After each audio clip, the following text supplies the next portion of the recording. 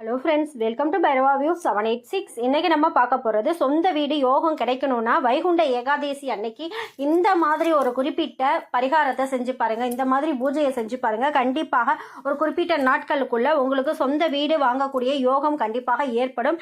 அது என்ன அப்படின்ற எல்லா தகவல்களையும் இந்த வீடியோ மூலியமாக பார்க்கலாம். இறை தேட நம்ம இறைவனையும் பைரவா வியூ 786 மூலியமாக இணைந்து தேடவும் வாங்க. பெருமாளுக்குரிய மிக விசேஷமான விரதத்தில் ஒன்றாக இருக்கக்கூடியது மார்கழி மாதத்தில் வரக்கூடிய இந்த ஏகாதேசி. அதுவும் மார்கழி மாதத்தில் வரக்கூடிய வளர்பிற ஏகாதேசியை நம்ம வைகுண்ட ஏகாதேசி அப்படின்ற சிறப்பாக நம்ம கொண்டாடிட்டு இருக்கோம். இது எப்போ வருது அப்படின்னு பார்த்தா ஜனவரி மாதம் 10ஆம் தேதி வெள்ளிக்கிழமை அன்னைக்கு வருது. வெள்ளிக்கிழமை அப்படின்னாலே சரி, அது மகாலட்சுமி தாயாருடைய வழிபாடுகளை செய்யக்கூடிய நாளாக இருக்கு. அன்றைய தினம் மகாலட்சுமி தாயாரோட சேர்த்து வைகுண்ட ஏகாதேசியோடைய பலனும் பெறணும்னா இந்த ரெண்டு வழிமுறைகளை சேர்த்து செய்யும் பொழுது உங்களுக்கு அதீத பலன்களை கிடைக்கும். அது மகாவிஷ்ணுவோடைய அருளோடையும் மகாலட்சுமி தாயாருடைய அருளாலையும் உங்களுக்கு சொந்த வீடு அப்படின்ற ஒரு இலக்கை நம்ம எட்டணும்னா இந்த ஒரு குறிப்பிட்ட பரிகாரத்தை நம்ம செய்யணும் அப்படின்னு சொல்லிட்டு நம்மளுடைய ஆன்மீகத்தில் சொல்லப்பட்டிருக்கு. வைகுண்ட ஏகாதேசி அப்படின்றது இது மிக சிறந்த விரத முறையாக இருக்கு. அப்படின்னா என்னன்னா, விரதம் அப்படின்னும் போது குறிப்பாக வைகுண்ட ஏகாதேசினா உண்ணாவிரதம் இருந்து வழிபாடு பண்றது அப்படின்றது தான். அன்றைய நைட் முழுக்க விரதம் இருந்து வழிபாடு பண்ணிட்டு பெருமாள் அருகில் இருக்கக்கூடிய பெருமாள் கோவிலுக்கு போய் அங்கே பெருமாளை தரிசிச்சுட்டு வர்றது அப்படின்றது. அப்படி பண்ணும் பொழுது வாழ்நாளில் நமக்கு சிறந்த பலன்களை புண்ணிய பலன்களை ஏற்படுத்தி கொடுக்கும். நம்மளுடைய வைகுண்ட பதவி அடையிறோம் இல்லையா, இறப்பிற்கு பிறகும் நமக்கு சொர்க்கவாசல் நமக்காக திறந்திருக்கும் அப்படின்ற ஐதீகமும் இருக்கு. அதனால தான் இந்த வைகுண்ட ஏகாதேசி அன்னைக்கு பெருமாளை தரிசிச்சு விரதம் இருந்து, அதுவும் குறிப்பாக விரதம் இருந்து வழிபாடு பண்றது சிறந்த பலன்களை நமக்கு ஏற்படுத்தி கொடுக்கும். பெருமாள் இப்போ நம்மளால விரதம் இருக்க முடியாத சூழ்நிலையில் நிறைய பேர் இருப்பாங்க. விரதம் இருக்க முடியலனாலும் பரவாயில்ல, அன்றைய தினம் இறைவனை தரிசிச்சு வழிபாடு பண்றது உங்களுக்கு சிறந்த பலன்களை ஏற்படுத்தி கொடுக்கும். குறிப்பாக இன்னைக்கு நம்ம பார்க்க போற இந்த பரிகாரம் அப்படின்றது சொந்த வீடு அப்படின்ற எண்ணம் இல்லாதவங்களே, ஏக்கம் இல்லாதவங்களே யாரும் இருக்க மாட்டாங்க.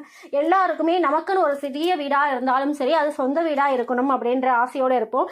அந்த வீடு அமையணும் அப்படின்னா குறிப்பாக இந்த வைகுண்ட ஏகாதேசி அன்னைக்கு பெருமாளையும் மகாலட்சுமி தாயாரையும் ஒன்று சேர இந்த முறையில வழிபடும் பொழுது பலன்களை கிடைக்கும்.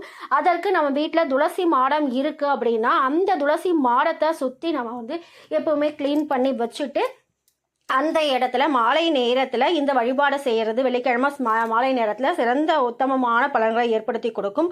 அப்போ என்ன பண்ணணும் அப்படின்னா, பச்சரிசி மாவு எடுத்துக்கிட்டு அதில் நம்ம மாவிளக்கு போடுவோம் இல்லையா, அந்த மாதிரி மாவிளக்கு போட்டு அதில் பஞ்சு திரி போட்டு நெய் ஊற்றி விளக்கேற்றி அந்த மாடத்தை தீபதூப ஆராதனை எல்லாமே காட்டி வழிபாடு பண்ணுறது சிறந்த பலன்களை கொடுக்கும்.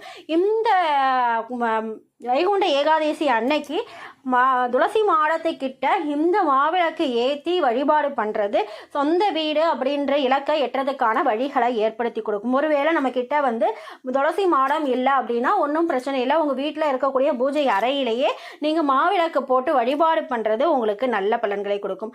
அன்னைக்கு அன்னைக்கு சாயந்தரம் அந்த விளக்கை ஏற்றுறீங்க. இதை தொடர்ந்து வரக்கூடிய 16 வாரங்கள் தொடர்ந்து வெள்ளிக்கிழமை இதே மாதிரி மாவிளக்கு போட்டு உங்களுக்கு நீங்கள் பூஜை பண்ணுங்க. கண்டிப்பாக உங்களுக்கு உங்களுடைய விருப்பங்கள் நிறைவேறும்.